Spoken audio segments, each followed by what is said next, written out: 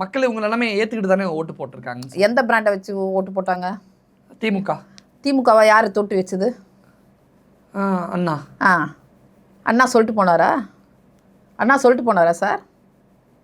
சொல்லுங்க பார்க்கலாம். 50 தலைவர்களை உருவாக்குனாரு.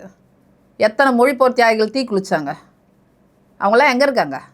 எத்தனை பேருடைய தியாகம், எத்தனை பேருடைய உழைப்பு, எத்தனை பேருடைய வேர்வை, எத்தனை பேருடைய ரத்தத்தை உறிஞ்சி வளர்ந்த கட்சி சார் அது. உறிஞ்சின்னு சொல்ல முடியாது, தியாகம் அப்படி சொல்லிக்கலாம். தன்னையே தியாகப்படுத்தி இந்த இயக்கத்தை வளர்த்துருக்காங்க அறிஞர் அண்ணா. 50 தலைவர்களை வச்சாங்க. நாவலர் எத்தனாவது இடத்துல இருந்தார்? மதியழகன் எத்தனாவது இடத்துல இருந்தார்? சத்யவாணி முத்து இவர் எத்தனாவது இடத்துல இருந்தாரு? இவ்வளோ குற்றச்சாட்டையும் இவ்வளோ விஷயங்களையும் இதையெல்லாம் கருணாநிதி செய்யும் போது அவர் மாபெரும் தலைவர். இல்லை, இவ்வளோ விஷயங்களையும் உதயநிதி ஸ்டாலினுடைய அதுவும் துணை முதலமைச்சருடைய பிறந்தநாள் அன்னைக்கு தான் சொல்லணுமா? என்னது, நான் தான் சொல்கிறேன். நான் வாழ்த்துறதுக்கு நான் அவங்கள மாதிரி பெரிய ஆள் கிடையாது. நான் ராஜா விட்டு கண்ணுக்குட்டி கிடையாது. அவர் ராஜேந்திர சோழன் துரைமுருகன் சொல்லிக்கிறாரு. அவரை மாதிரியே இருக்கிற ஒரு துரைமுருகன் சாரை யாரை வாழ்த்திட்டு போகலாம். நான் ஒரு சாமானியர், எதிர்கட்சின்றதை கூட தாண்டி விட்டுடுங்க. நான் ஒரு சாமானியர் சிவசங்கரி. எனக்கு என்ன பிரச்சனை இருக்கணும்? நான் போகிற இடத்துல மழைநீர் வடிகால் சரியாக இருக்கணும். என்னை போன்ற பெண்கள் வெளியே போகும்போது சிறுமிகளுக்கு பாதுகாப்பு இருக்கணும். எந்தவித வரி உயர்வு இல்லாமல் இருக்கணும்.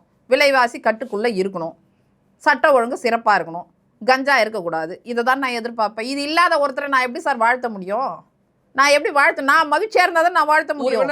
துணை முதலமைச்சரை வாழ்த்துவதற்கு அதிமுகவுடைய செய்தி தொடர்பாளர் மற்றும் வழக்கறிஞர் சிவசங்கரி அவர்களுக்கு மனசு இல்லை சார். நான் மனசு கிடையாது.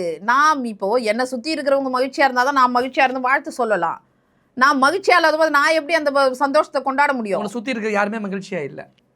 நாட்டு மக்கள் மகிழ்ச்சியாக இல்லை. அவங்களோட பிரதிநிதியாக நான் பேசுகிறேன். ஒரு பிரதான எதிர்கட்சியின் செய்தி தொடர்பாளராக அவங்களின் சார்பாக நான் பேசுகிறேன். இங்கே மகிழ்ச்சியாக இல்லை. இன்றைக்கி விவசாயி வேர்வியை சிந்தி ரத்தத்தை சிந்தி ஒரு விவசாய குழந்தை போல் நடத்துகிறா. அந்த நேல்மணிகள் 20 நாளாக கொட்டி கிடக்குது. முளைச்சி போய் கையில் வச்சுட்டு நிற்கும் போது நான் எப்படி மகிழ்ச்சியாக இருக்கும்போறோம்?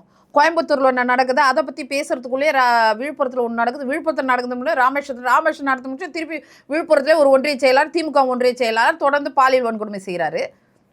அப்புறம் எப்படி செய்ய முடியும்? ஆணவ கொலை நடக்குது, ஆதாய கொலை நடக்குது. நான் எப்படி மகிழ்ச்சியாக இருக்க முடியும்? ஏழை எளிய மக்கள் கஷ்டப்பட்டுட்டு இருக்காங்களே. ஒரு துயரம் தேவையா? சரியான பாதுகாப்பு கொடுத்த சார். இப்போது மேற்பார்வை உச்சநீதிமன்றம் வச்சுருக்கு இந்த வழக்கில், கரூர் வழக்கில். அதில் உண்மையாகவே யார் குற்றவாளின்னா அவங்க தண்டிக்கப்பட போகிறாங்க. அதில் மாற்று கருத்து இல்லை.